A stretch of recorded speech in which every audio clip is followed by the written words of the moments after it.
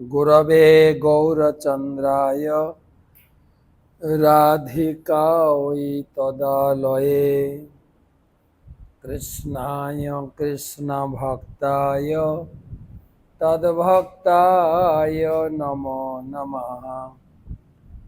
वन्दे अहं श्रीगुरो श्रीयुतपदकमलं श्रीगुरून् वैष्णवांश्च श्रीरूपं साग्रजातं सहगण रघुनाथान्वितं तं सजीवं साद्वैतं सावधूतं परिजनसहितं कृष्णचैतन्यदेवं श्रीराधाकृष्णपादान् सहगण ललिता श्रीविशाखान्वितांश्च नमो ॐ विष्णुपादाय कृष्णप्रेष्ठाय भूतले श्रीमते भक्तिवेदान्त स्वामिनिते नामिने। नमस्ते सारस्वते देवे गौरवाणी प्रचारिणे निर्विशेष शून्यवादी पाश्चात्यदेशतारिणे। जय श्री कृष्ण चैतन्य प्रभु नित्यानंद श्री अद्वैत गदाधर श्रीवासादि श्री गौरभक्तबिंद। हरे कृष्ण कृष्ण कृष्ण हरे हरे, हरे राम राम राम हरे हरे। आजनुलंबित भुजौ कनकावदातौ संकीर्तनैकपितरौ कमलायताक्षौ विश्वम्भरौ द्विजवरौ जुगधर्मपालौ वन्दे जगत्प्रियकरौ करुणावतारौ। यद्वैतं ब्रह्मोपनिषदि तदपश्यतनुभा ज अन्ता अन्तर्जामी पुरुष इति सहसांस विभव षडैश्चर्यै पुण्यजयः स भगवान् स स्वयमयं न चैतन्यात् कृष्णात् जगति परतत्त्वं परमिह। अनर्पितचरिं चिरात् करुणया अवतीर्ण कलौ समर्पयितुम् उन्नतौ उज्ज्वलरसां सभक्तिश्रियम्। हरिपुरटसुन्दरदुति कदम्बसन्दीपितः सदा हृदयकन्दरे स्फुरतु वसचिनन्दन। राधा कृष्ण प्रणय विकृति हलादीन शक्तिरस्मा देकात्मना वपि भुवि पुरा देहभेदौ गतौ तौ चैतन्याख्यं प्रकटमधुना तद्वयं चैकमाप्तं राधा भावदूते सुबलितं नौमि कृष्णस्वरूपम्। श्रीराधया प्रणय महिमा कीदृशवानवैव सौसाद्य जनाद्भुत मधुरिमा कीदृशवा मोदीय सौखाञ्जस्य मदनुभवतं कीदृशं वेति लोभा तद्भावाढ्य समजनि शचिगर्भसिन्धौ हरिन्दो। जय श्री कृष्ण चैतन्य प्रभु नित्यानंद श्री अद्वैत गदाधर श्रीवासादि श्री गौरभक्तबिंद। हरे कृष्णा कृष्ण कृष्ण हरे हरे, हरे राम রাম রাম হরে হরে। সুধী সজ্জন মণ্ডলী, আজকে গুরুবার, গুরু বন্দনা, গুরু আরাধনা এবং গুরু ধ্যানে অতিবাহিত করা উচিত। আমাদের এক একটি বার, রবিবার সূর্যবার, সোমবার শিবের বার, মঙ্গলবার, মানে সব এক এক দিন করে ঠাকুর দেবতার বার রয়েছে। আমরা সেগুলো এখন বাদ দিয়ে father's day, mother's day, Valentine's day, rose day, rasgulla day এইসব হয়তো চালু করেছি। কিন্তু আমাদের পূর্বর্তন মহাপুরুষেরা প্রত্যেকটা দিন যাতে ঠাকুর দেবতা বা ভগবানকে স্মরণ করতে পারি, তার একটা নির্ধারিত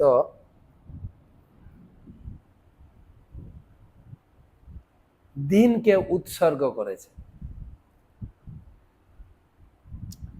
তো গুরুবার সকাল থেকে অনেক কাজের মধ্যে আমরা কাটিয়েছি। সকালে মঙ্গল আরতি, গঙ্গা স্নান, গুরু পূজা, গো পূজা, তারপরে চলে গেলাম কলকাতায়, কিছু কাজ ছিল করে বিকালে ফিরে এলাম। তারপরে আমাদের চলছে ভক্তি বেদান্ত কোর্স, ব্রহ্মচারীদের।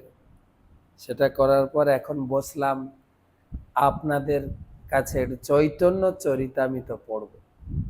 প্রচুর বৃষ্টি হচ্ছে মায়াপুরে, গুড়ুম গুড়ুম করে কি আওয়াজ, বজ্রপাতের আওয়াজ, আর গাছ থেকে পাকা আম খসে পড়ছে। সেই আম কোড়ানোর একটা হিড়িক বাড়িতে ছিল, খুব আম কোড়াতাম। এখানেও আমার বিল্ডিং এর দুই পাশে আম গাছে ভর্তি, এত সুন্দর সুন্দর আম ঝরেছে। আমাদের ভক্তরা বললো, মহারাজ আমগুলো পেড়ে রাখি, পাখি খেয়ে নিচ্ছে, বাঁদরে খাচ্ছে। না, আমগুলো না গাছে থাকলে দেখতে ভালো লাগছে, তো সেই জন্য পাড়াও হয়নি। কিন্তু এত ঝড় বৃষ্টি, সব আমগুলো পড়ছে, আর ভক্তরা আনন্দে খায়, কতটুকু আনন্দে আম কুড়াচ্ছে, ভগবানের মন্দিরে দিচ্ছে, এইসব করছে। তো বৃষ্টি বা বজ্র বিদ্যুতের ভয় নেই, আম কুড়ানোর আনন্দ। আর প্রচুর আওয়াজ, গড়ুম গড়ুম করে আওয়াজ, হয়তো শুনতেও পাচ্ছেন আপনারা। তো যাই হোক, প্রচন্ড গরমের মধ্যে যেন মনে হয় ভগবান এই বাদল বৃষ্টির মাঝখানে যেন সারা দুনিয়াটাকে এসি করে দিয়েছে। এসি, সত্যি এটা অনুভূতি হয়। এত গরমের ভিতরে যখন বৃষ্টি হয় না, কি যে আনন্দ লাগে। তো আমরা চৈতন্য চরিতামৃত মহাকাব্য আদিলীলার ত্রয়োদশ পরিচ্ছেদ আজকে দ্বিতীয় ক্লাস। চৈতন্য মহাপ্রভুর জন্মলীলা, জন্মসূত্র কিছু কিছু আলোচনা হচ্ছে, বিস্তারিত তো পরে আলোচনা হবে। সেই সম্পর্কে 188তম চৈতন্য সুধা মাধুরী ক্লাসে সবাইকে সুস্বাগতম জানাই। সেই সঙ্গে গুরু পাদ পদ্মে প্রণাম নিবেদন করে তার অহেতুক কৃপা আশীর্বাদ প্রার্থনা করি। নমঃ বিষ্ণুপদায় কৃষ্ণ প্রেষ্ঠায় ভূতলে শ্রীমতে জয়পতাকা স্বামী নীতি নামিনে। নম আচার্য পাদায় নিতাই কৃপা প্রদায়িনে। গৌর কথা ধামদায় নগর গ্রাম তারিণে। আমরা 30 পর্যন্ত শ্লোক পড়েছি। মহাপ্রভু বাল্যলীলার একটা সূত্রবন্ধ দিয়েছেন, তার জন্মগ্রহণ কবে হয়েছিল, তারপরে তিনি ছোটবেলা থেকে কিভাবে কান্না করতেন, আর গ্রামের মহিলারা হরি নাম করতেন, তখন কান্না থেমে যেত। কান্না করে হরিনাম করিয়েছেন সবাইকে। আর দেখতে কাঁচা সোনার মতো ছিল, গৌরবর্ণ, সেই জন্য তাকে সবাই ডাকতো গৌর। আর হরি নামে কান্না থাকতো হরি, গৌর হরি। আর নিম গাছের নিচে জন্ম, তাই মা আদর করে ডাকতেন নিমাই। তো সেই ছোটবেলার অনেক লীলা বিস্তারিত চৈতন্য ভাগবতে বর্ণনা হয়েছে। এবং আমাদের পরম পূজ্য শ্রী শ্রীমৎ ভক্তিচারু স্বামী গুরু মহারাজ, তিনি তো আবেগ প্রবণ হয়ে একটা গান মহাপ্রভু বাল্যলীলার গান, শচী মায়ের ভাবে আবিষ্ট হয়ে শচীরয়াঙ্গিনায় নাচে বিশ্বম্ভর রায়, হাসি হাসি ফিরি ফিরি মায়ের লুকায়। শচী মায়ের আঁচল ধরে পিছনে লুকাতেন, সামনে উকি দিতেন। সেই বয়ানে বসন দিয়া, বয়ান মানে শরীরে, বসন দিয়ে লুকিয়ে যেতেন, আবার মুখ খুলতেন। তো সেই মহাপ্রভু বাললীলা আজকে পড়ব 31 শ্লোক থেকে। আদিলীলা 13 পরিচ্ছেদ, ত্রয়োদশ পরিচ্ছেদ, 31 শ্লোক। কিশোর বয়সে আরম্ভিলা সংকীর্তনম, রাত্র দিনে প্রেমে নিত্য সঙ্গে ভক্তগণ, নগরে নগরে ভ্রমে কীর্তন করিয়া, ভাষাইল ত্রিভুবন প্রেম ভক্তি দিয়া।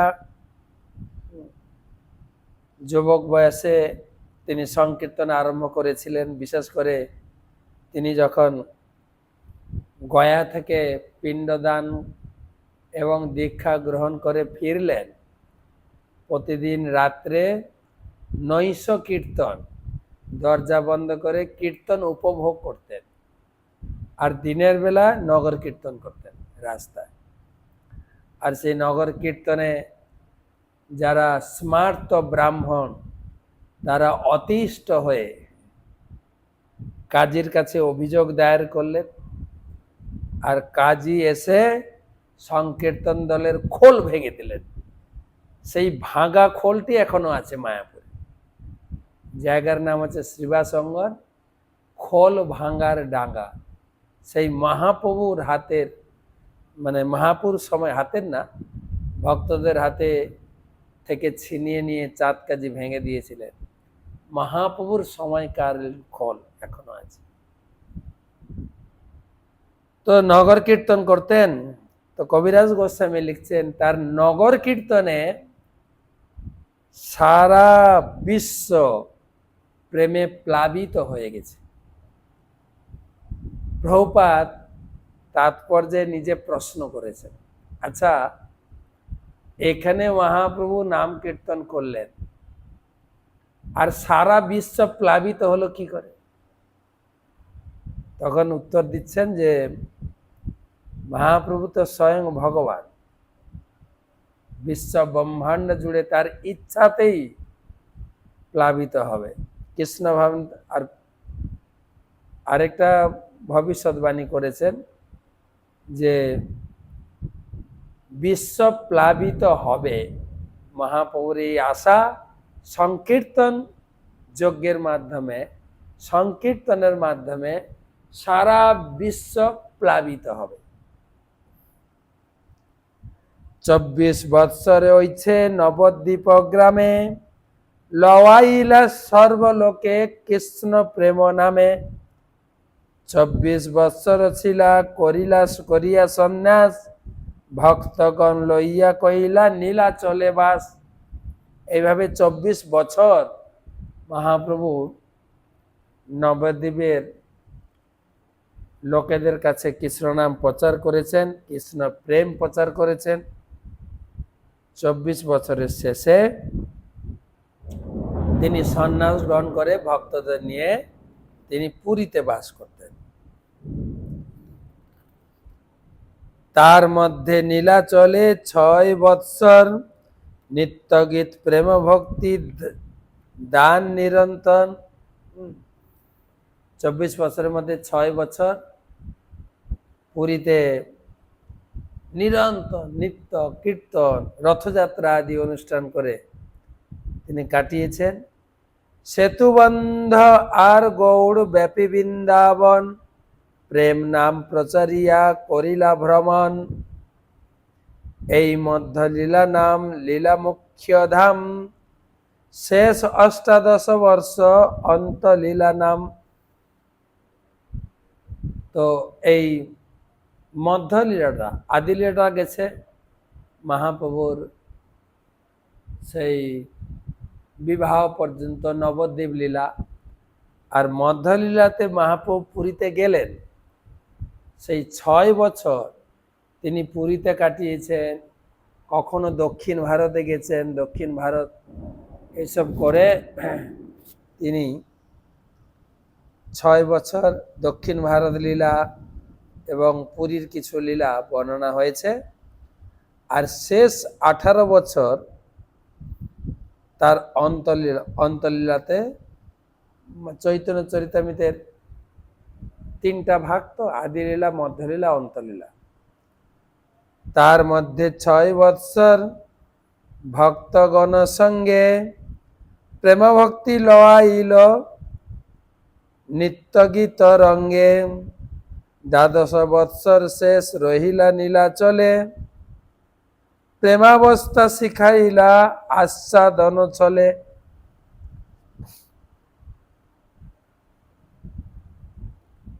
তো 18 বছরের ভিতরে যে কিছুদিন মহাপ্রভু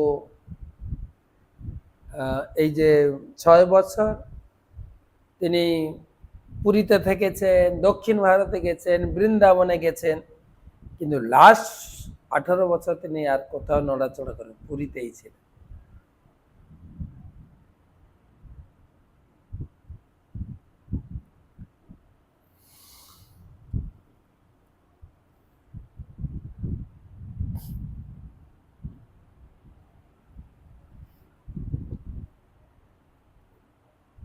কৃষ্ণ ভক্ত রূপে তিনি সমস্ত জগৎকে শিক্ষা দিয়ে গেছেন কিভাবে ভগবত ভক্তি অনুশীলন করতে হয়। রাত্রি দিবসে কৃষ্ণ বিরহ স্ফুরণ উন্মাদের চেষ্টা করে প্রলাপ বচন। সেই 18 বছর দিন রাত কৃষ্ণ চিন্তা। দিনের বেলা তিনি উঠে জগন্নাথ দর্শন করতেন, জগন্নাথ দর্শন করে হরিদাসকে দর্শন দিতেন, হরিদাস থেকে তিনি যেতেন টোটা গোপীনাথ, টোটা গোপীনাথে গিয়ে তিনি গদাধর পণ্ডিতের কাছে ভাগবত কথা শুনতেন।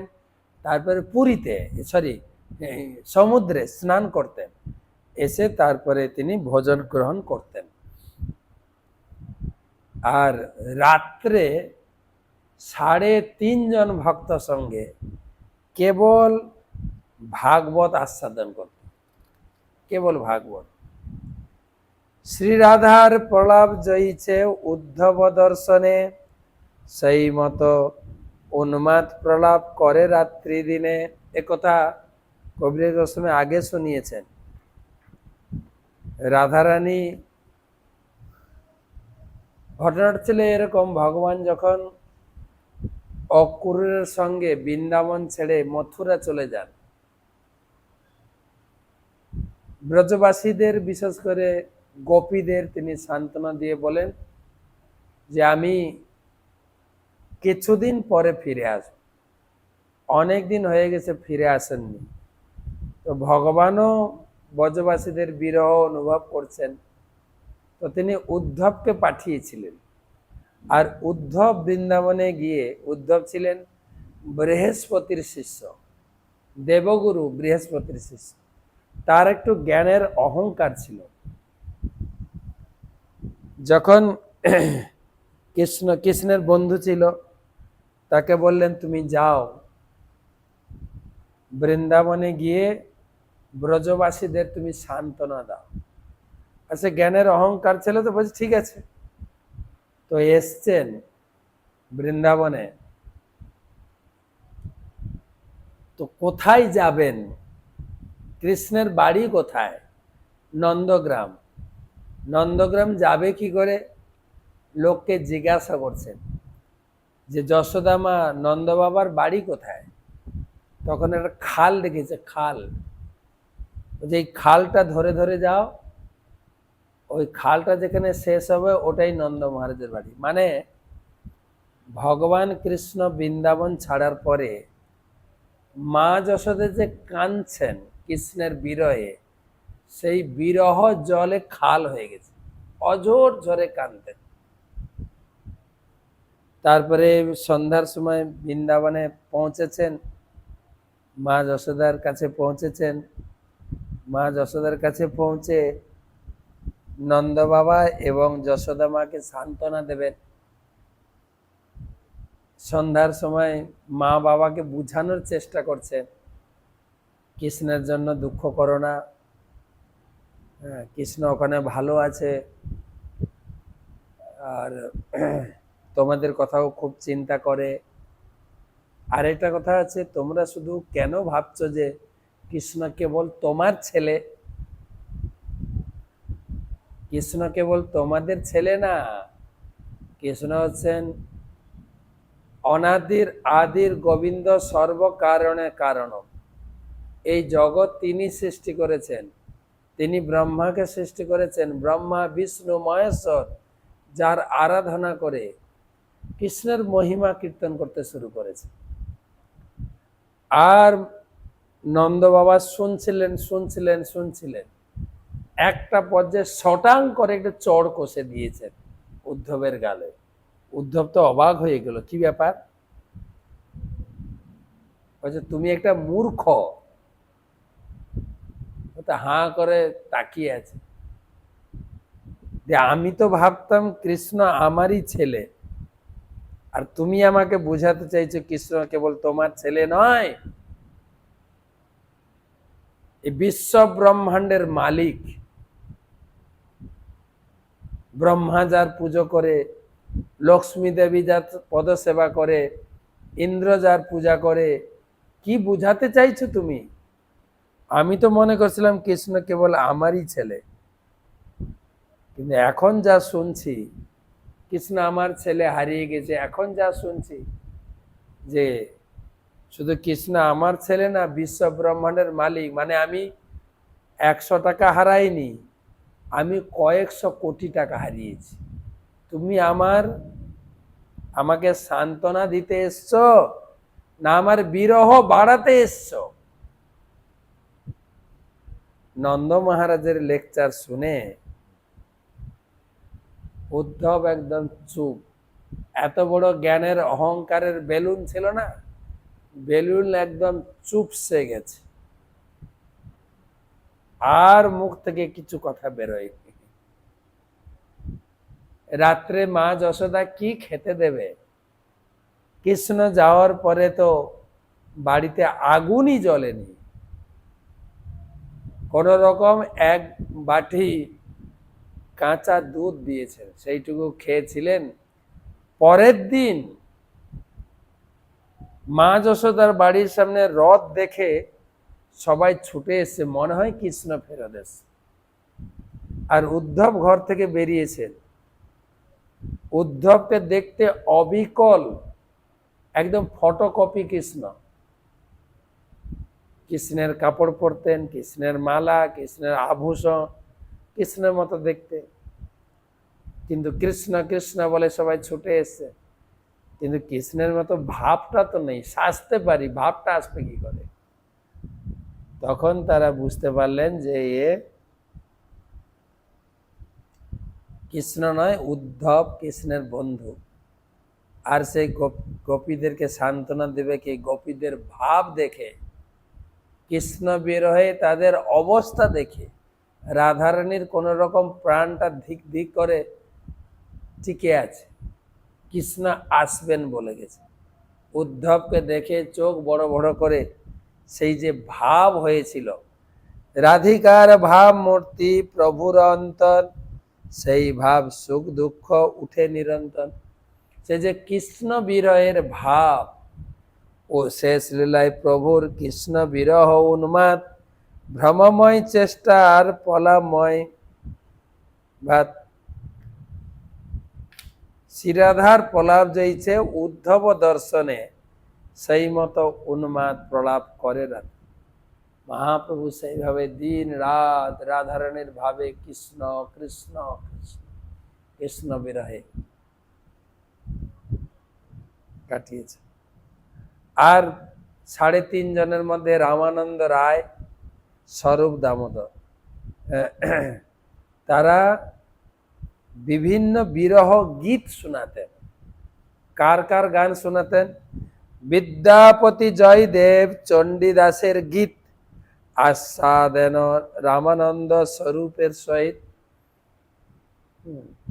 স্বরূপ দামোদর রামানন্দের সুন্দর বিরহ গীত গাইতেন। এই বিদ্যাপতির গানগুলো খুব বিরহ। মাধব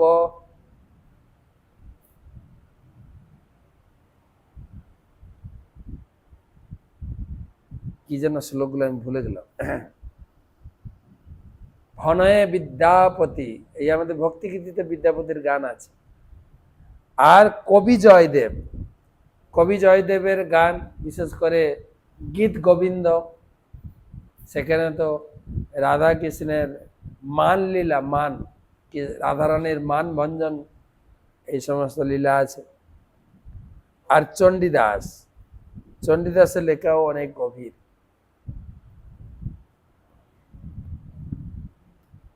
আমি শুনেছি চণ্ডীদাস চণ্ডীর ভক্ত ছিলেন, মানে বলা যায় কি কালী মায়ের একটা রূপ হচ্ছে চণ্ডীর ভক্ত ছিলেন। গঙ্গা, তার বাড়ি ছিল বীরভূম জেলায় নানুর। তিনি একবার গঙ্গা স্নান করতে গিয়ে গঙ্গায় একটা সুন্দর পদ্ম ফুল দেখেন ভেসে যাচ্ছে। সেই পদ্ম ফুলটা নিয়ে এসছেন, স্নান করে এসে পুজোর সময় মায়ের চরণে অর্পণ করবেন। এত সুন্দর পুষ্পটা। মা চণ্ডী বিগ্রহ থেকে বেরিয়ে চণ্ডীদাসের হাত ধরেছেন। চণ্ডীদাস, তুমি এই ফুলটা আমার চরণে দিও না, আমার মস্তকে দাও, এটা গোবিন্দের চরণে অর্পিত হয়েছে, আমি চরণে নিতে পারবো না, আমার মস্তকে দাও।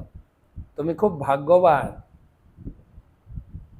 আমি তোমাকে আদেশ করছি, এখন থেকে তুমি গোবিন্দের পূজা করো, গোবিন্দের আরাধনা করো, আর গোবিন্দ সম্বন্ধে গোবিন্দের গীত রচনা করো।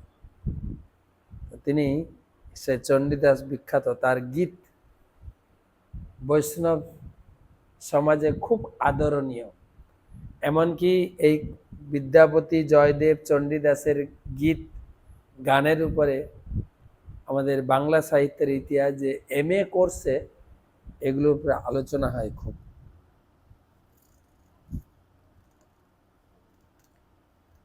আর ছিল ভক্তি সিদ্ধান্ত সরস্বতী ঠাকুর এই শ্লোকের তাৎপর্যে মন্তব্য করেছেন যে এই সমস্ত বিরহ মাথুর গীত এ কেবল স্বরূপ দামোদর রায় রামানন্দ তারাই একমাত্র আস্বাদনের যোগ্য ব্যক্তি। আমাদের ধরা ছোঁয়ার উপরে খুব খুব গভীর মর্মদায়ক। কৃষ্ণের বিয়োগে যত প্রেম ও চেষ্টিত, আস্বাদিয়া পূর্ণ কইল আপন বাঞ্ছিত। কৃষ্ণের বিরহের যত ভাব প্রেম তার তিনি পূরণ করেছিলেন, কেন তিনি এসেছিলেন রাধারানীর ভাব আস্বাদন করতে। রাধারানী আমাকে পূজা করে, আমার সেবা করে কি আনন্দ পায়, সেটাই কৃষ্ণ এসেছিলেন আস্বাদন করতে, সেটাই তিনি করেছেন। চৈতন্য মহাপ্রভু রাধারানীর ভাবে সেই ভক্তির ভাব তিনি আস্বাদন করেছেন। তবে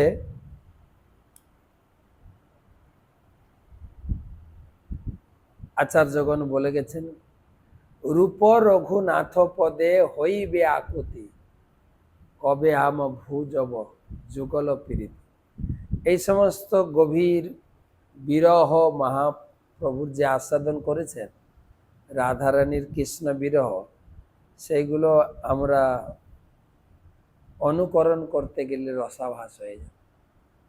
যখন ষড় গোস্বামীর কৃপা বর্ষিত হবে তখন হয়তো আস্বাদন করতে পারি।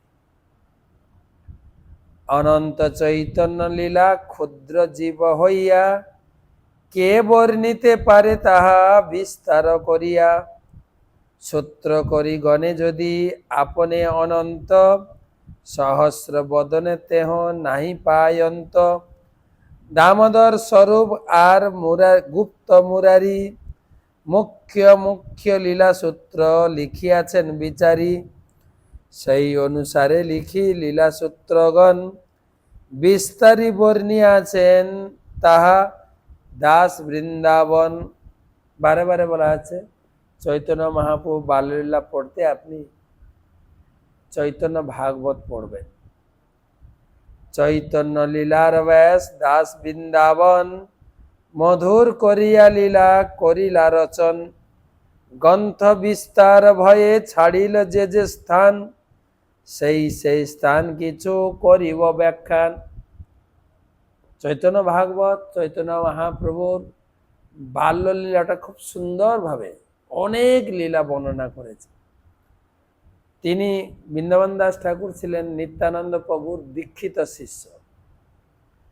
শেষের দিকে নিত্যানন্দ মহিমা রচনা করতে গিয়ে গ্রন্থ বড় হয়ে যায়, তাই শেষের দিকে বেশি বিস্তারিত লেখেননি, ছেড়ে দিয়েছে। তাই তিনি যে যেগুলো ছেড়ে দিয়েছেন সেগুলো আমি একটু তুলে ধরার চেষ্টা করব। বলছেন এখানে, প্রভুর লীলামৃত তেহ কইল আস্বাদন, তার ভুক্ত শেষ কিছু করিয়ে চর্বণ। তিনি চৈতন্য ভাগবতে চৈতন্য মহাপ্রভুর বাল্যলীলা বর্ণনা করে আস্বাদন করেছেন। আমি সেখান থেকে তার একটু মহাপ্রসাদ নিয়ে আস্বাদন করার চেষ্টা করছি। আদি লীলা সূত্র লিখি শুন ভক্তগণ, সংক্ষেপে লিখিয়ে সম্যক না করিয়ে গণন, না যায় লিখন। এবারে আদি লীলার কিছু সংক্ষিপ্ত বর্ণনা করছেন। কোন বাঞ্ছা পূরণ লাগি বজেন্দ্র কুমার, অবতীর্ণ হইতে মনে করিলা বিচার, আগে তো অবতারিলা যে যে গুরু পরিবার, সংক্ষেপে কহিয়ে কহা না যায় বিস্তার। শ্রী সচী জগন্নাথ শ্রী মাধব পুরী, কেশব ভারতী আর শ্রী ঈশ্বরপুরী, অদ্বৈত আচার্য আর পণ্ডিত শ্রীবাস, আচার্য রত্ন বিদ্যানিধি ঠাকুর হরিদাস, শ্রীহট্ট নিবাসী শ্রী উপেন্দ্র মিশ্র নাম, বৈষ্ণব পণ্ডিত ধনী সদ্গুণ প্রধান। উপেন্দ্র মিশ্র জগন্নাথ মিশ্রের পিতা। উপেন্দ্র মিশ্র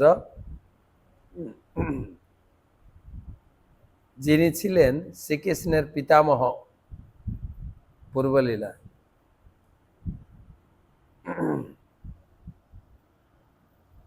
তো সেই উপেন্দ্র মিশ্রের বাড়ি জন্ম বা তার বসত বাটিতে আমি গেছি, সেটা হচ্ছে শ্রীহট্ট নিবাস। শ্রীহট্ট মানে বর্তমান সিলেট বলে। সিলেটে মহাপ্রভুর আদি বাড়ি যেটা, উপেন্দ্র মিশ্রের সেই ভিটা এখনো ভগ্নাবেশ কিছু রয়েছে। সেখানকার পুরোহিত কেউ কেউ বলে যে উপেন্দ্র মিশ্রের বংশধর, তারা এখনো রক্ষণাবেক্ষণ করছেন। তো উপেন্দ্র মিশ্রের ছেলে জগন্নাথ মিশ্র এবং সচিমাতা জগন্নাথ মিশ্রের বাড়ি ওখানে, সচিমাতা ওখান থেকে সিলেট থেকে একটু এগিয়ে।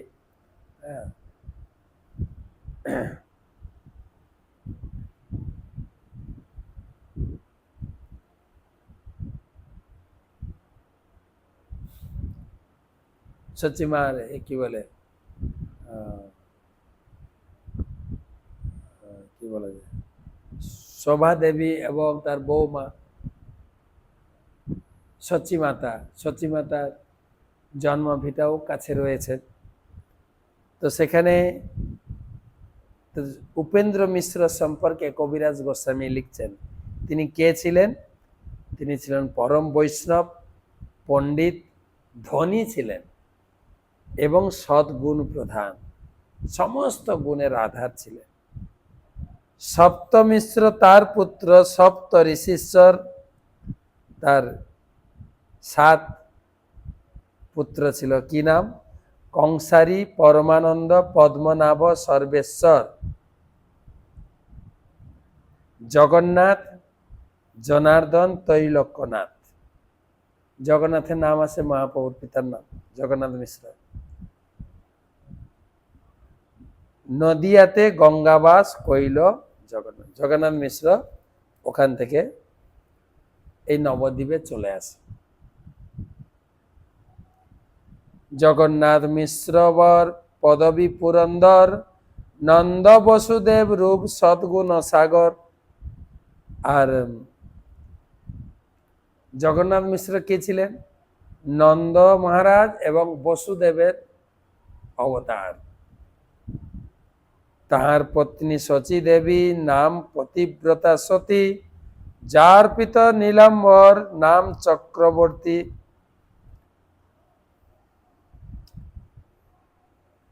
আর জগন্নাথ মিশ্রের পত্নী ছিলেন শচী দেবী, তিনি ছিলেন নীলাম্বর চক্রবর্তীর কন্যা।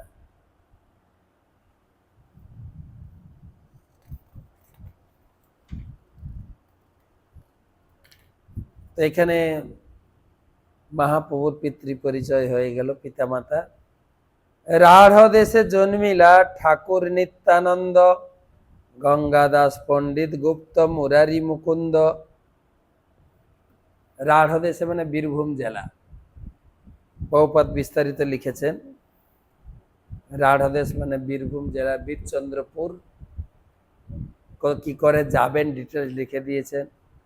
আপনি যদি ট্রেনে যান, রামপুর হাটে নামবেন, যেটা বলে একাচক্র গ্রাম, যেখানে নিত্যানন্দ প্রভু আবির্ভূত হয়েছিলেন, সেখানে কি কি দর্শনীয় আছে সেটাও লিখেছেন প্রভুপাদ। হাঁটুগাড়া, কদমখণ্ডী, যেখান থেকে বাঁকে বিহারী বিগ্রহ নিত্যানন্দ প্রভু ওখান থেকে তিনি উত্তোলন করে তিনি প্রতিষ্ঠা করেছেন। এবং শোনা যায় নিত্যানন্দ প্রভু সেই বাঁকে বিহারীর শরীরে বিলীন হয়ে গেছে, বাঁকা রায় বাঁকে বিহারী। এবং তিনি নিত্যানন্দ প্রভু হাঁটু গেড়ে চিড়া দই খেয়েছিলেন। সেই জন্য হাঁটুগাড়া বলে একটা তীর্থ রয়েছে, যেখানে সারা তীর্থের জল আছে একাচক্রতে। সেই জন্য ওখানকার লোক আর কোনো কোথাও তীর্থ করতে যায় না, ওখানেই স্নান করে। তারপরে গর্ভবাস, নিত্যানন্দ প্রভু যে গাছের উপর, যে বকুল গাছের উপরে উঠে খেলা করতেন, সেই গাছ, নিত্যানন্দ জন্মের পর যে নাড়ি পোতা হয়েছিল সেই স্থান, সব একাচক্র ধামে এগুলো রয়েছে। অসংখ্য ভক্তের করা ইলা অবতার, শেষে অবতীর্ণ হইলা বজেন্দ্র কুমার। প্রথমে সমস্ত বড় বড় ব্যক্তিদের, গুরুজনদের পাঠিয়েছেন। প্রভুর আবির্ভাব পূর্বে যত বৈষ্ণবগণ অদ্বৈত আচার্যের স্থানে করেন গমন। গীতা ভাগবত কহে আচার্য গোসাই, জ্ঞান কর্ম নিন্দি করে ভক্তির বড়াই। মহাপ্রভু আসার আগে অদ্বৈত আচার্য প্রভু তিনি গীতা ভাগবতম পড়তেন এবং তিনি সবাইকে জ্ঞান এবং কর্মের নিন্দা করে ভক্তিকে প্রতিষ্ঠা করতেন। সর্বশাস্ত্রে কহে কৃষ্ণ ভক্তির ব্যাখ্যান, জ্ঞান যোগ তপ ধর্ম নাহি মানে আন। তাই সমস্ত জায়গায়, সমস্ত শ্লোকে, সমস্ত শাস্ত্রে কেবল ভক্তির কথাই বর্ণনা করা হয়েছে। তো আজকে এই পর্যন্ত রাখি। আমাদের 65 শ্লোক পর্যন্ত পড়লাম। পরের বৃহস্পতিবার আমরা মহাপ্রভুর জন্ম সম্বন্ধে আরো বিস্তারিত পড়ব। এই গেল মহাপ্রভুর জন্মের পূর্ব প্রস্তুতি, কাদের কাদেরকে পাঠালেন, তারপরে মহাপ্রভু আসবেন। তো শুভরাত্রি, ভালো থাকেন। গৌরাঙ্গ মহাপ্রভু কি জয়।